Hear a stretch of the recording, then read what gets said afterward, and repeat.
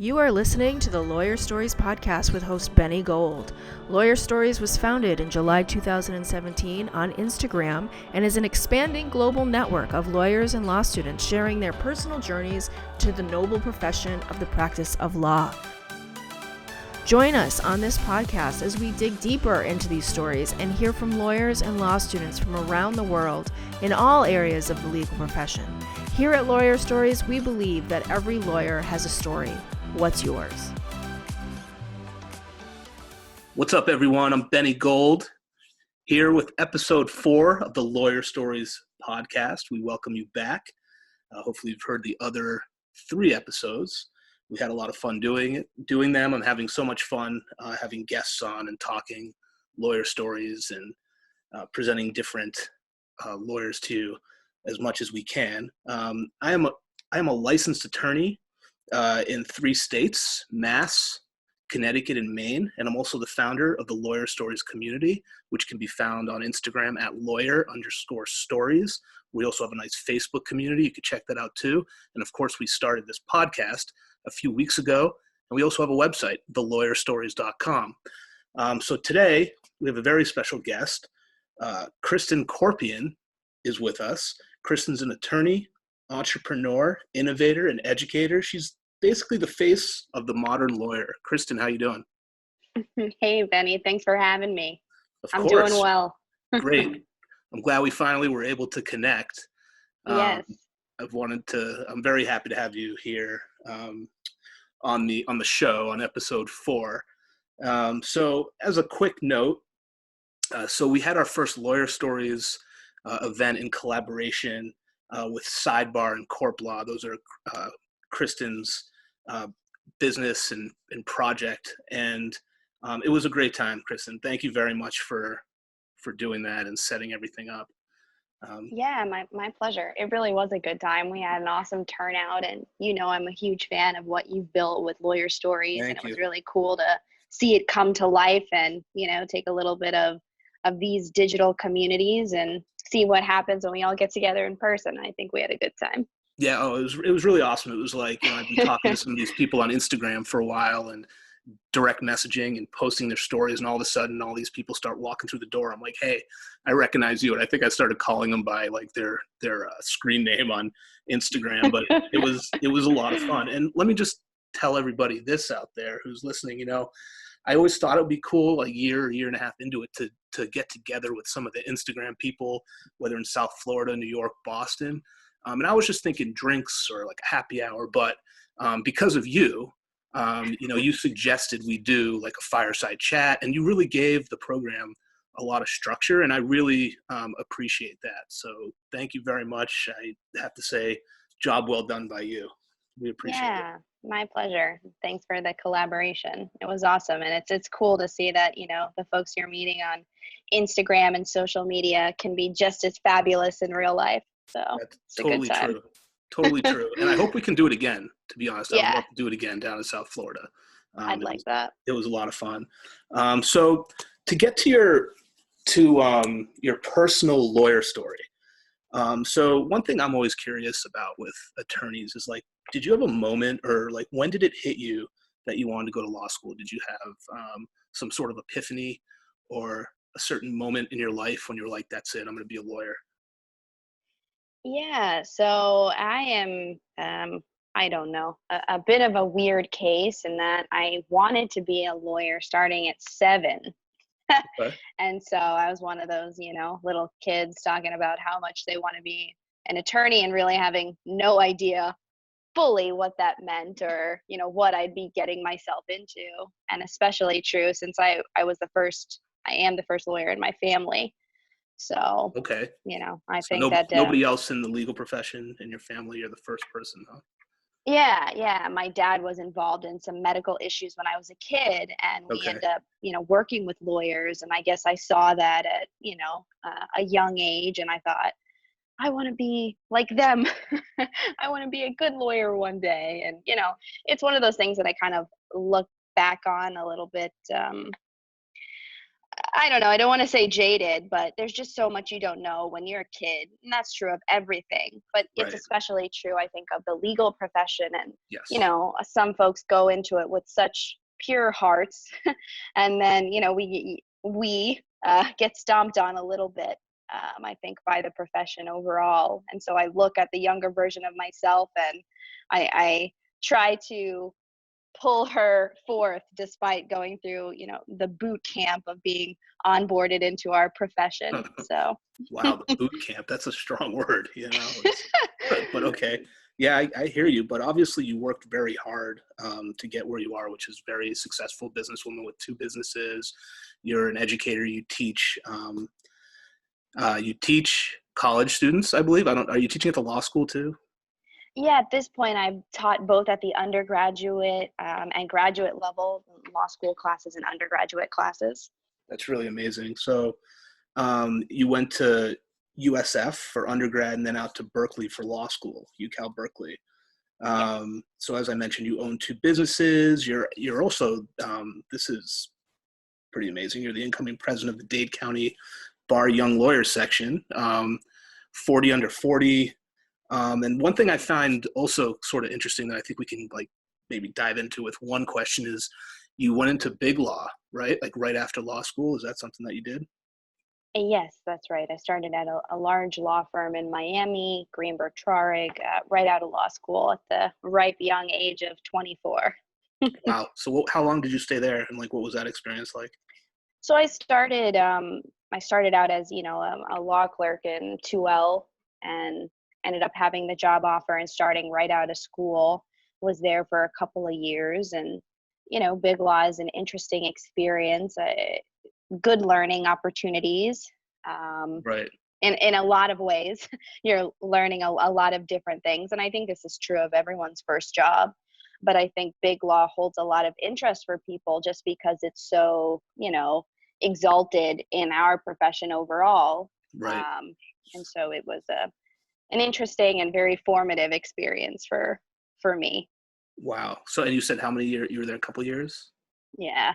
Yeah. Wow. So how many hours were you working? Tons of hours? Was it basically like what we all read about in big law? For me, hearing that you have to work long hours is never a deterrent. And I think Okay. that's true for a lot of lawyers because, everyone puts in a lot of hours, whether you're big law or not. And so, Right. yeah, it was a lot of hours, but I think honestly, owning my own firm now, I probably work more hours. So I Right. don't think that it's the hours that make it challenging. I think a lot of times it's the kind of business structure, the culture, and it's generalizing a bit because every firm and every particular office is a little bit different. But I really Right. do think a lot of times it's the people you're surrounding yourself with, some good, some not so good, that make it a challenging environment for a lot of people. Right. Wow. Okay. So you moved on from the big law, and then you have all of these great things, and like I mentioned, the 40 under 40. You're going to be the incoming president of the Dade County Bar Young Lawyers section. So what doesn't your resume tell us? Something about Kristen that we can't read on the resume? Is there anything you want to tell us about yourself? Yeah. The resume is a bit of a mouthful, and it's definitely not something that I lead with. I'd say what the resume doesn't tell you is, I've been working since I was 15 years old to support my family.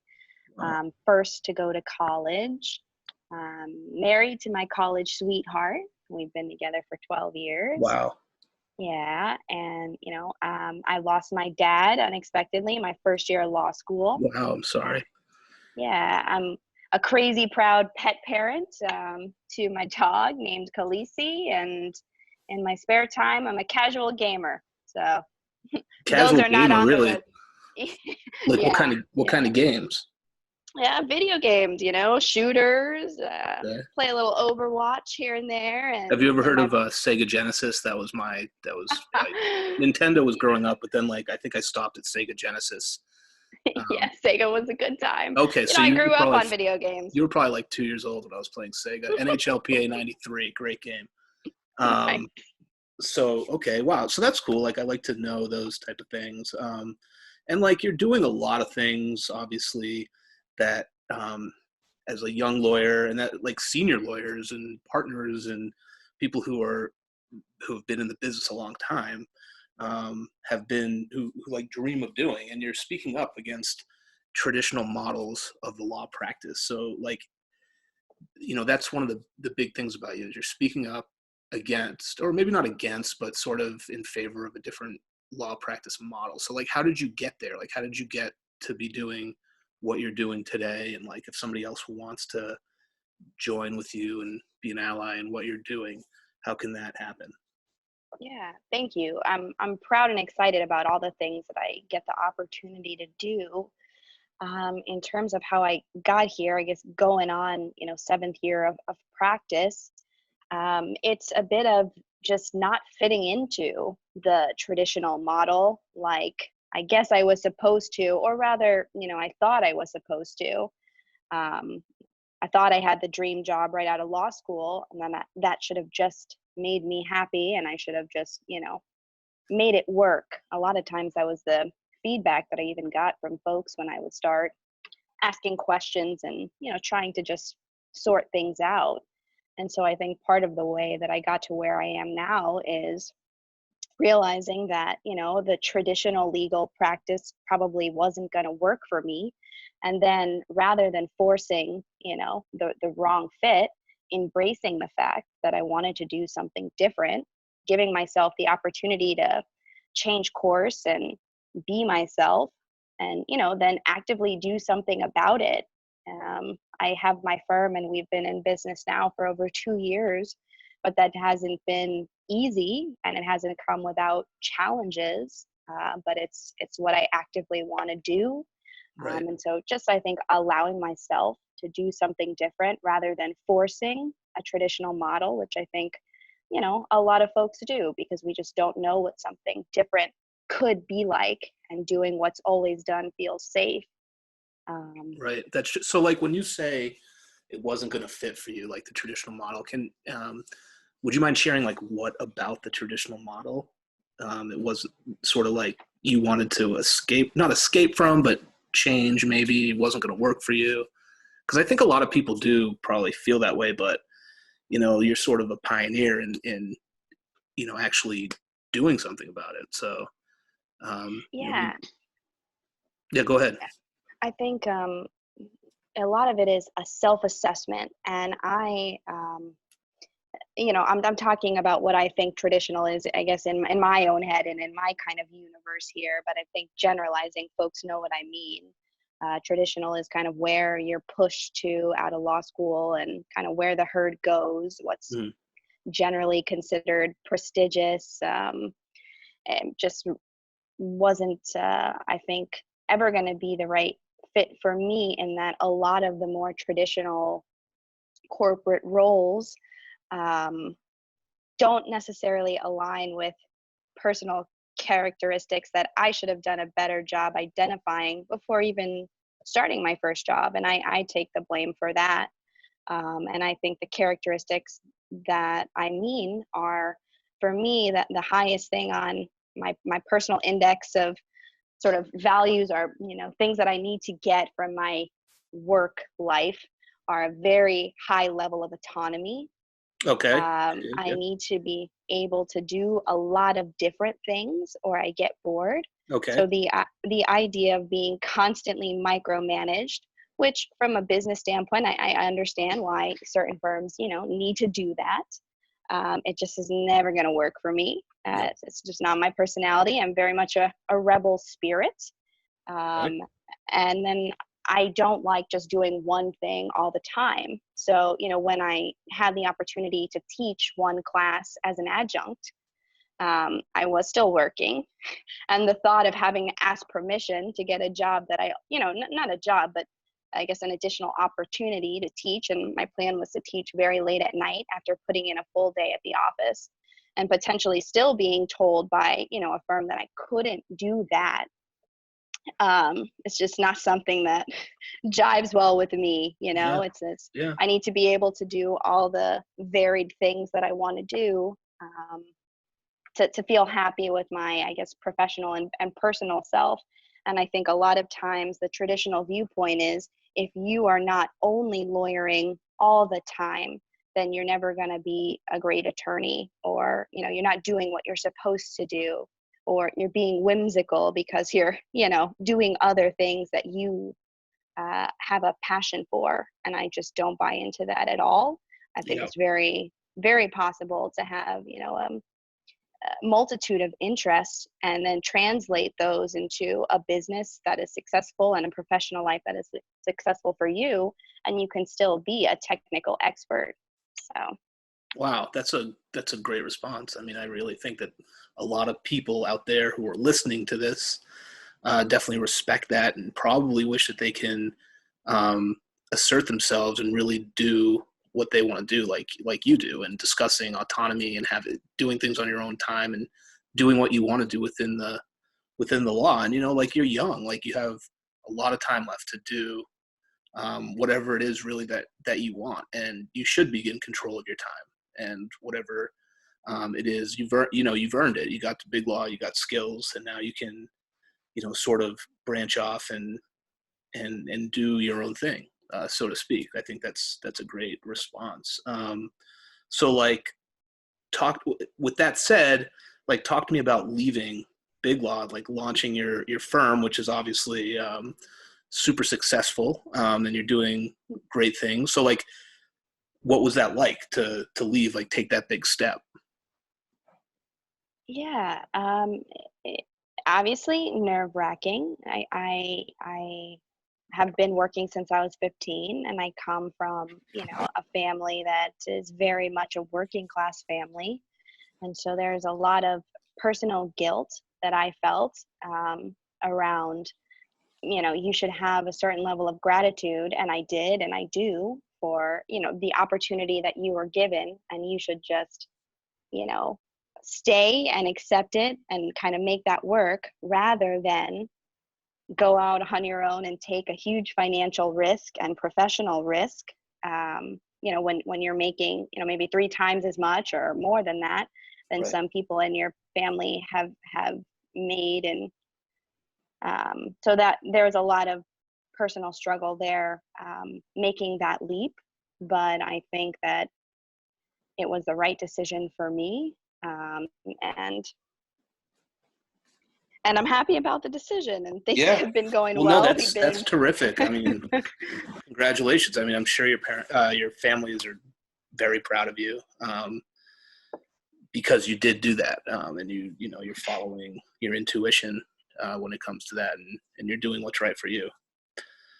Yeah, they've been super supportive.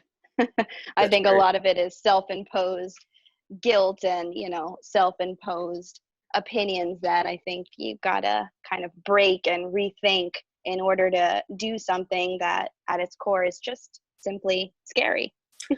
So with that said, was there like a low point and a high point of your legal career that you can point to? Sure. I'd say the low points were, really the first couple of years out of law school, and this is personal in some ways, just not knowing what to do. I feel like the pre-law and law school pipeline, you've got a very specific goal. You're trying to get into law school, you take the LSAT, you're in law school, you're trying to make it through, then you're just trying to pass the bar. And, the benchmarks are very clear.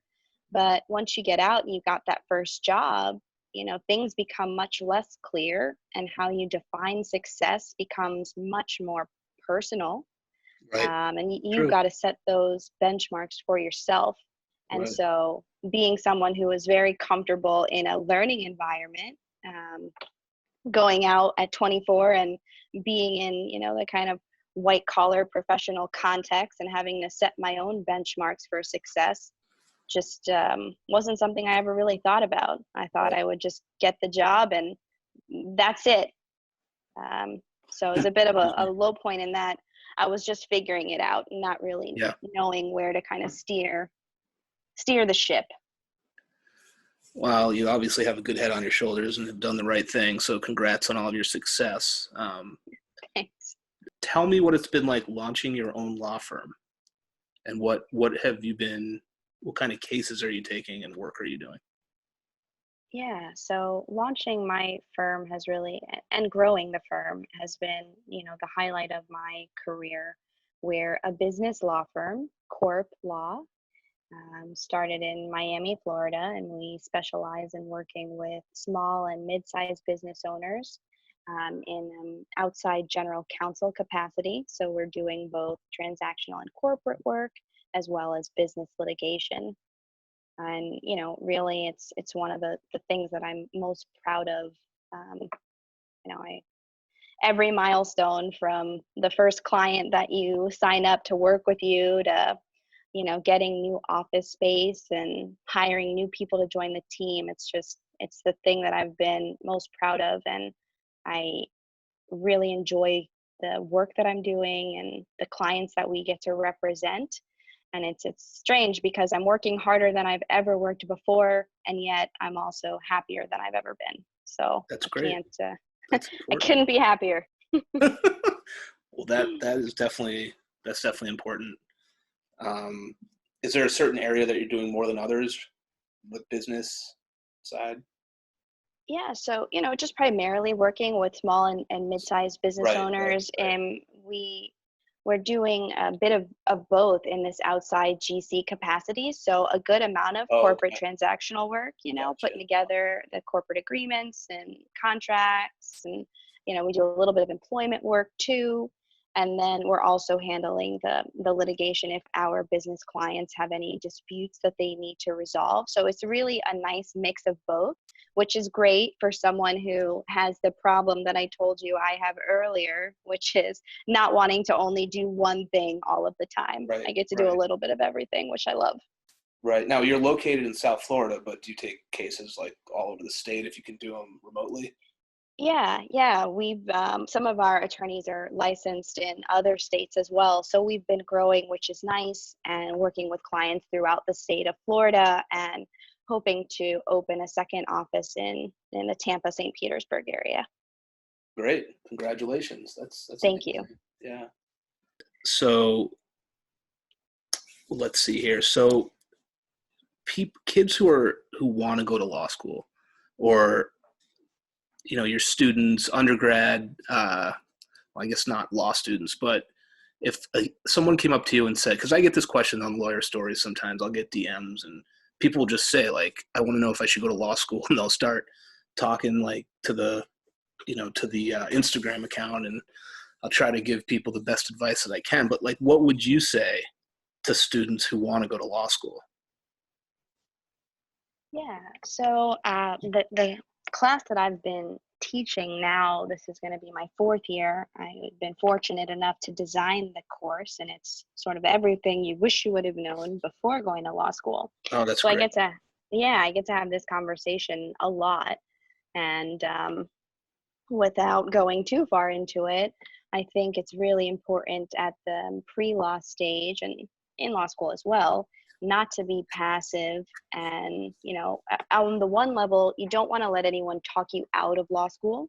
There's a lot of negativity, and a lot of times that negativity is, emotionally charged and comes out in vague comments like, I hate being a lawyer, don't go to law school. And what I tell my students is to really help, if someone does throw that information at you, ask more questions, understand why they feel that way, and try to find some use from that rather than let it be a deterrent. Right. No, I agree with that 100%. Yeah.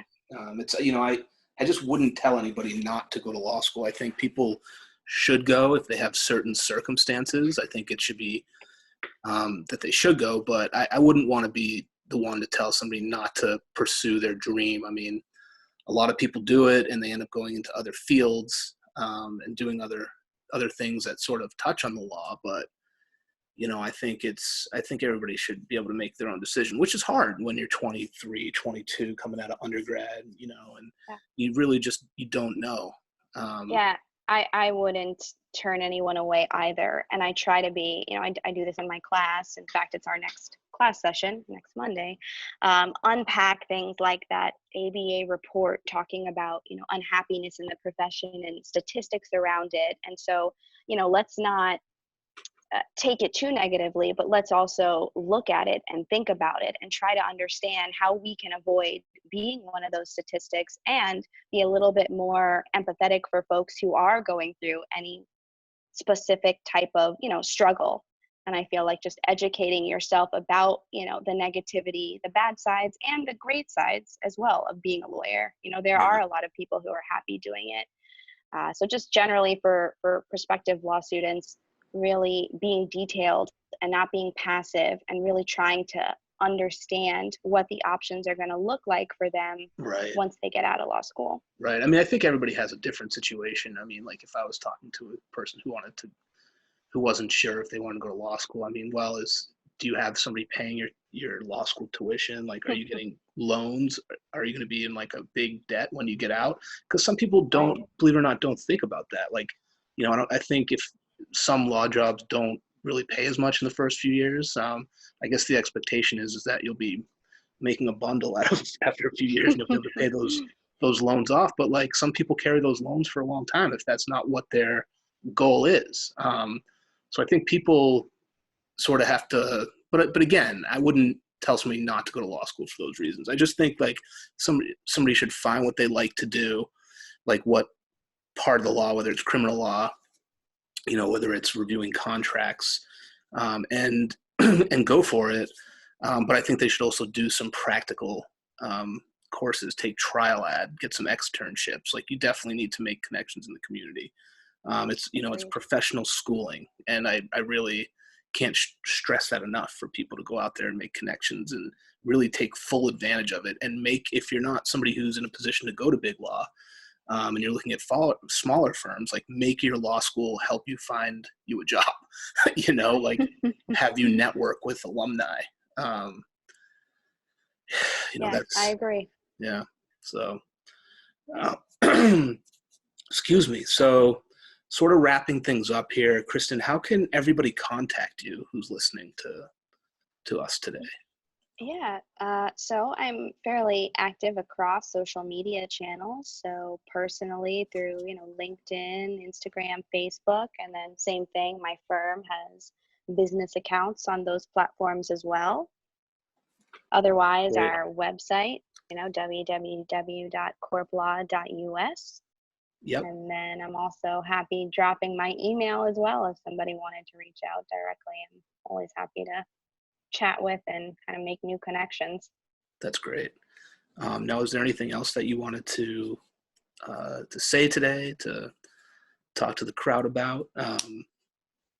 Did we miss anything?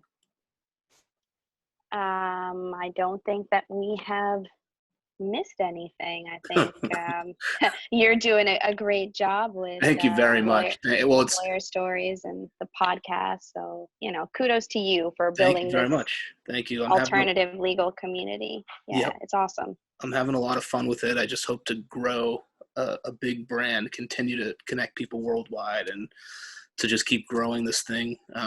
It's fun. It's been a good time. But okay, if there's nothing else on your end, as of now, I know we are running out of time, so there really is nothing else on my end. I really appreciate you being here and connecting with me tonight. I know it's late.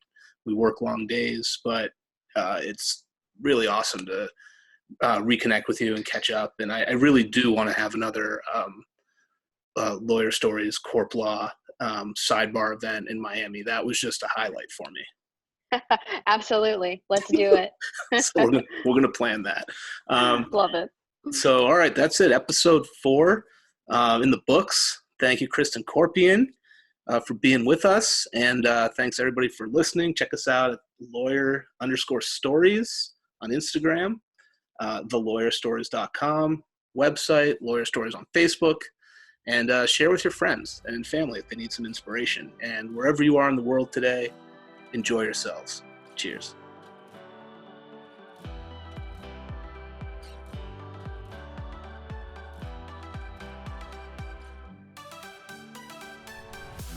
The Lawyer Stories podcast is produced by Rhino Grow Media and Marketing the Law. Are you looking at your social presence every day? Potential clients are. Learn how to magnetize your brand with the help of Marketing the Law. Find us on Instagram at Marketing the Law to learn more.